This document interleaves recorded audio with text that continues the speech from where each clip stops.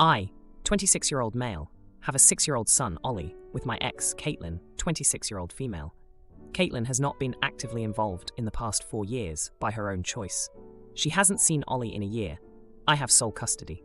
By court order, Caitlin is supposed to pay child support. I have to remind her every month and threaten to go to court until she pays. I am doing everything on my own. Taking care of Ollie day to day. Taking him to doctor's appointments, dealing with dance, soccer, and school. Nursing him through every fever and comforting him through every nightmare. And I don't mind. I love my little boy.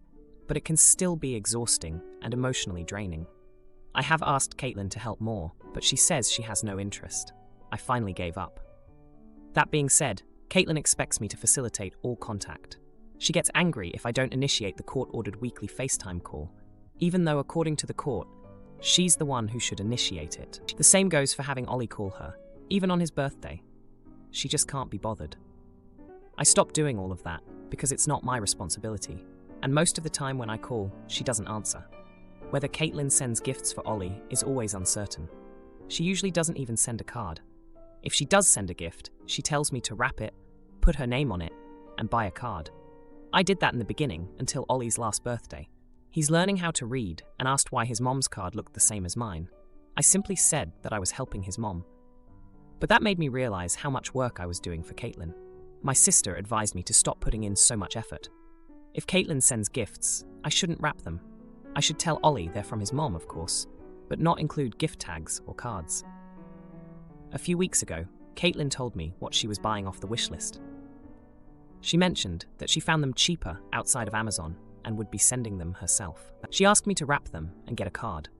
I told her she could do that herself. She pointed out that I was already wrapping gifts. I asked her if she was wrapping gifts for her boyfriend, family, etc. She said yes, but she expected me to do it for her. I told her no, and that she should put in some effort and at least wrap them or write a card herself. Or at the very least, put a gift tag. But if she doesn't, I'll just give them to Ollie as they are on Christmas morning and say they're from Mommy. I don't think he'll mind that they're not wrapped. He'll just be happy to get what he wanted. Well, Caitlin called my bluff and sent them unwrapped. I put them in the closet and planned to put them out as they are on Christmas morning. Caitlin texted me a reminder to wrap them, and I said, I already told you what I was doing. I'm done doing all the work for you. If you wanted to put in the effort, you could. I added that since she lives 45 minutes away, if she wanted, she could come down and wrap them herself, maybe even give them to Ollie herself. She called me a jackass and hung up. I'm starting to wonder if I should just wrap them, but I'm also so tired of constantly covering for her. Am I the jerk? Now for a few comments before the update. Comment 1. Not the idiot.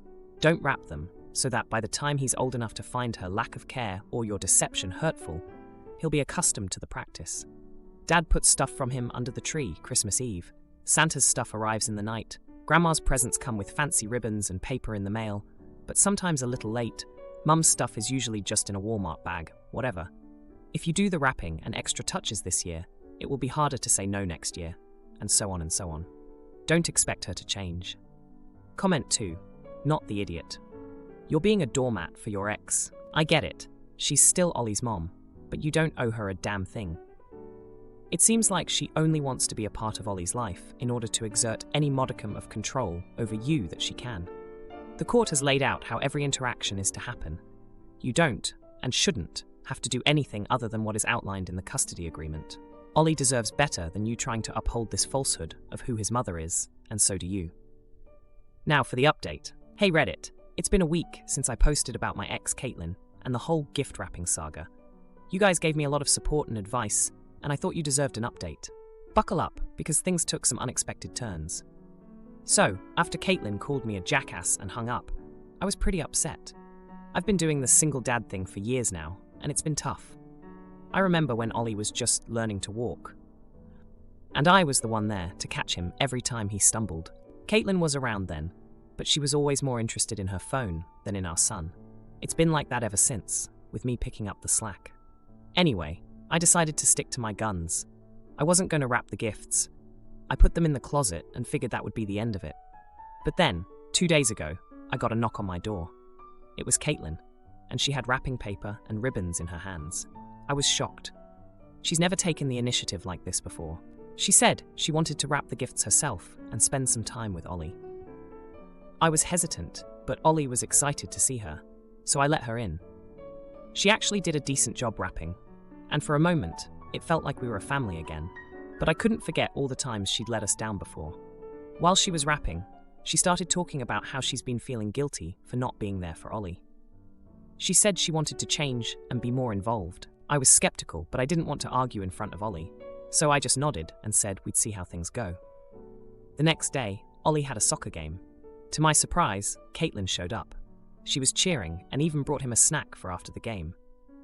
Ollie was over the moon, and I have to admit, it was nice seeing him so happy, but I couldn't shake the feeling that this was just another one of her temporary interests.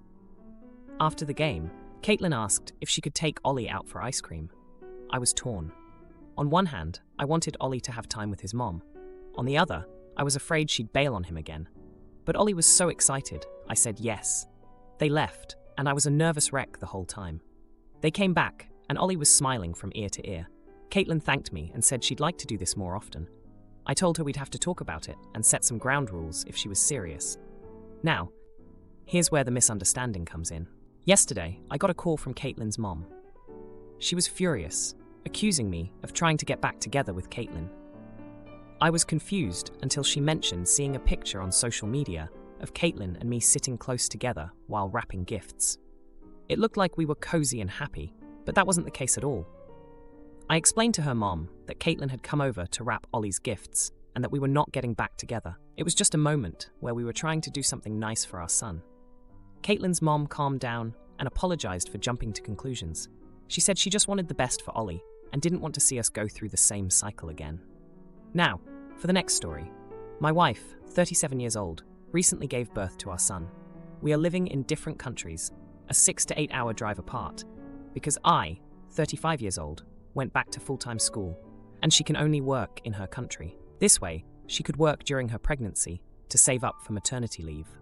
When her labor started, I was on rotation for my school. I got permission to leave and drove approximately 8 hours to make it there at midnight, just in time. She said she had unexpected bleeding and very painful contractions for 2 hours in the waiting room while she waited for a doctor. But by the time I got there, she was peacefully talking to her mother. She got an epidural and asked to wait to push until I arrived. Our baby was born in the middle of the night. She had a 3rd-degree tear and a very large hemorrhoid from pushing. They moved us to a cramped room with a bed for her and a recliner that was very uncomfortable for me to sleep in. Mother-in-law went home and returned at night to relieve me. I went home, slept overnight, showered, and felt refreshed. I returned the next morning. I told her how great it was to sleep in our bed and take a shower. Her condo shower has the best pressure. I told her I badly needed it after driving all day plus spending the next day in the hospital. At that point, they had moved to a private room, which still only had a fold-out padded chair that mother-in-law had slept in. My wife complained that she couldn't take a shower because the bathroom didn't have any warm water. The baby had been up all night, crying, feeding, and that it hurt for her to walk because of the tear hemorrhoid. Now, our baby is 2 months old. I managed to have a few weeks off, 2.5 weeks, which I spent with them. Mother-in-law is staying with my wife to help with the baby. A week ago, we got into an argument about something. She started accusing me of never once having woken up at night to help with the baby, and told me that it was very inconsiderate of me to have bragged about my shower sleep when she couldn't have those luxuries in the hospital. She said I should have seen that she was sleep-deprived and still covered in her own sweat blood, and that it was callous and dense of me to make those comments. She said it showed a lack of compassion. I didn't make those comments maliciously. I had gone about 48 hours without a shower, and combined with the 8-hour travel, I felt quite filthy. I had also woken up at 5 a.m. and did a 5-hour shift before driving up 8 to 10 hours to get to the hospital. It had been over 36 hours before I had last slept in a bed. I expressed to my wife that it felt great to take a shower and sleep because of the sleep deficit I had, and because of how filthy I was feeling. I mentioned that having a good night of sleep and a shower meant that I felt fresh and could be fully present for her and the baby, and as helpful as possible during this time. Am I the idiot for just expressing gratitude for my experience? Now, for a few comments before the update. Comment 1.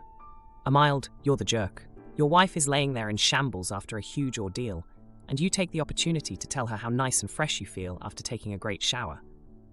I mean, I'm sure it wasn't malicious, but it shows a high level of social obliviousness. The rules of social convention say not to tell someone who is clearly starving and can't get food how your stomach is full because you just had the most amazing lunch. Comment 2. You completely missed the point of what your wife was trying to say. She's upset that you aren't there enough, and that when you aren't helping enough. The part about you bragging about the shower and your rest was one of those examples. And yes, you're the jerk for both of those. Try to be a little bit more considerate with what you say, and try to help out more with the baby when you are there. Now, for the update. Hey Reddit, it's been 3 months since I last posted about the birth of my son, and the argument with my wife. I wish I could say things have gotten better, but buckle up because this update is a wild ride. First off, let me fill you in on some history. My wife and I have always had a strong relationship, but the distance has been a real test. She's a nurse, and her job has been her passion since before we met. I've been supportive of her career, just as she's been of my decision to go back to school. We thought we could handle the distance, but it's been tougher than we expected. Now, on to the new developments. After our argument, things cooled down for a bit. We apologized to each other, and I thought we were moving past it. But then, my mother-in-law, who's been staying with my wife to help with the baby, started to get in my wife's ear. She's always been a bit overbearing, and it seems like she's been feeding my wife doubts about my commitment to our family. The real jaw-dropper came when I found out my wife had been talking to her ex. I stumbled upon this when I was visiting and saw a message pop up on her phone. It was innocent enough, but it still stung. When I confronted her, she said she just needed someone to talk to. Someone who was physically there. I was hurt, but I tried to understand her need for support. Things got even more heated when I discovered that my wife had been venting to her friends about me. She painted me as this uncaring husband who left her to fend for herself. I was outraged. I've been juggling school and driving back and forth to be with them as much as I can. It felt like a slap in the face. But the real kicker? My wife's maternity leave is coming to an end, and she's been stressing about going back to work. She's been having a hard time with the baby's sleep schedule, and the lack of sleep is wearing on her. I've been doing my best to help, but with my school schedule, there's only so much I can do. One night, after a particularly rough day, my wife broke down. She confessed that she felt abandoned and that my comments about the shower and bed had been haunting her. She said she felt like I didn't appreciate how hard she was working to keep our family afloat while I was away. I tried to reassure her, but the damage was done. The confrontation that followed was intense. She accused me of not being there for her and the baby, of putting my needs first. I was floored. I reminded her of the long drives, the sleepless nights I spent studying so I could be with them, but it was like she didn't hear me. And now, the subtle twist of karma. My mother-in-law, who had been such a thorn in my side, slipped up. She accidentally let it slip to my wife that she had been exaggerating some of the things I said and did, trying to make me look bad. My wife was furious. She confronted her mother, and they had a falling out. Since then, my wife has been more understanding. She's seen how hard I've been working to support us, and she's apologized for doubting me. We're trying to rebuild the trust that was lost, but it's going to take time. As for me, I'm just trying to keep my head above water. School is demanding, and being a new dad is even more so. I'm exhausted, but I'm doing my best for my family. Now, for the next story. My 29-year-old female sister-in-law lives in the same community as me and my 32-year-old husband. She and her husband had plans to come by our home after they came back from picking up their 1-year-old son from her mom's house. When they arrived, she was extremely angry and distraught. She explained that her husband dropped her and the baby off while he looked for parking, but she saw a spot open up nearby, so she tried to hold it by standing in the spot with her son in a stroller. A man got to the spot first and started to back his car into the spot, despite seeing her and the baby there, so she was forced to move out of the way. She said she went off on him, cursing and saying that he's an evil person to steal a parking spot from a baby and to endanger them by backing into the spot. The man apparently gave her a big F you and said her name isn't on the spot. Honestly, I wanted to stay neutral on the matter, especially after my husband confirmed with her, and via house camera, that the man very slowly backed in and clearly was not trying to run them over. My sister-in-law was clearly upset and shaken up over it, but she kept talking about how awful the man was hours after they arrived, and her husband kept validating her, which made her feel like my husband and I would be on the same page. She kept asking for our input, and we kept skirting around it with plenty of, "That's crazy," and "So sorry that happened to you."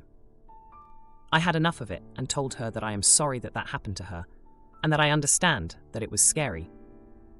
But even though it wasn't her intent, she was the one endangering her child by forcing herself and the baby into the road to hold a spot. There were plenty of other parking spots. She should know, as she lives in the neighborhood.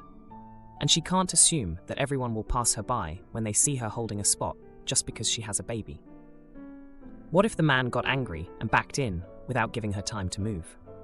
I also told her that she can't force anyone to not take a public parking spot. She got huffy and said that she knew I wouldn't understand because I'm not a parent and that I can't comprehend how traumatic the experience was for her. Her husband said that the man should not have backed into the spot and just talked to her if he needed it that badly. I told them that I do understand that it was scary for my sister-in-law and that it was messed up for the man to back in. But ultimately, no one is entitled to a public parking spot, and she shouldn't have put herself and the baby in the street to begin with. They decided to leave when they couldn't get me to agree with them, and my husband and I feel bad because my sister-in-law genuinely was shaken up. Just wondering if we are jerks and should apologize and make peace. Now, for a few comments before the update. Comment 1. Not the idiot. She kind of used the child as a tool to get the parking spot. This is a foolish idea. I understand she was shaken, but that does not miraculously change the situation she put herself and the baby in. Comment 2. Not the idiot. Sheesh. Should have just let the man get his parking spot and avoided all this drama. Baby's safety should come first, not trying to hold a parking spot. Now, for the update. A lot has happened since my last post about the parking spot incident with my sister-in-law. The past 3 days have been a roller coaster of emotions and unexpected twists that I never saw coming. After my sister-in-law and her husband stormed out of our house, things cooled down for a bit. But the next day, my husband got a call from his brother, who was still fuming about the whole situation. He insisted that we didn't understand the gravity of what his wife had gone through. My husband tried to calm him down, reminding him of the times they used to play in the neighborhood as kids, always finding spots to park their bikes without any fuss. But his brother wasn't having any of it. He said that things were different now, that it was about family safety, not childhood games. Later that evening, my sister-in-law posted a rant on the community Facebook page, detailing the incident and calling out the man who took the spot. She didn't name him, but she described his car and what he looked like. The post blew up with comments. Some people were on her side, saying they had seen similar things happen in our usually quiet community. Others pointed out that standing in a parking spot wasn't a safe thing to do, especially with a child. The next day, I ran into the man from the parking spot at the local grocery store. He recognized me from the security footage my husband had shown him as a peace offering to prove that he wasn't trying to harm anyone. He apologized for any distress he caused, but explained that he had just moved into the area and didn't realize the spot was being saved. He mentioned his own niece was about the same age as my sister-in-law's son, and he would never intentionally put a child in danger. That evening, my husband and I invited my sister-in-law and her husband over to clear the air. We sat down, and I could tell she was still upset. I brought up the man's apology, but she brushed it off, saying he was just trying to save face. Her husband nodded in agreement, his arm protectively around her. As we talked, my husband brought up memories of their childhood, how they used to resolve conflicts by talking it out and playing a game of basketball. He suggested maybe they could all go to the park this weekend, try to reconnect and move past this. My sister-in-law's husband seemed to soften at that, reminiscing about those simpler times. But just when it seemed like we were making progress, my sister-in-law's phone buzzed with a notification. She checked it, and her face went pale. The community Facebook page was blowing up again. The man from the parking spot had posted his own message, explaining his side of the story and apologizing for any misunderstanding. He also mentioned his conversation with me at the grocery store. My sister-in-law was livid. She felt like her privacy had been invaded and that the man was trying to turn the community against her. Her husband was trying to calm her down, but she was having none of it. She accused us of conspiring with the man to make her look bad. We tried to explain that wasn't the case, but she wouldn't listen. The argument got heated, and in the heat of the moment, my sister-in-law revealed that she had been dealing with postpartum anxiety, which made her more protective and reactive than usual. Her husband looked at her, surprised. He hadn't known the full extent of what she was going through. It was a jaw-dropping moment for all of us. We all sat in silence for a while, processing this new information. My husband reached out and took his brother's hand, telling him that we were there for them, no matter what. I could see the years of brotherhood between them, the bond that had been strained but was still strong. In the end, my sister-in-law and her husband decided to leave again, but this time it was different. There were no harsh words, just a heavy silence filled with things left unsaid. As they walked out the door, my sister-in-law turned back, and for a brief moment, I thought she was going to say something, but she just nodded, a silent acknowledgement of the complexity of the situation. If you like this video, you'll probably like these too. Also, while you're here, please consider subscribing. It's your support that keeps this channel alive and allows me to make better and longer videos. Have a great day.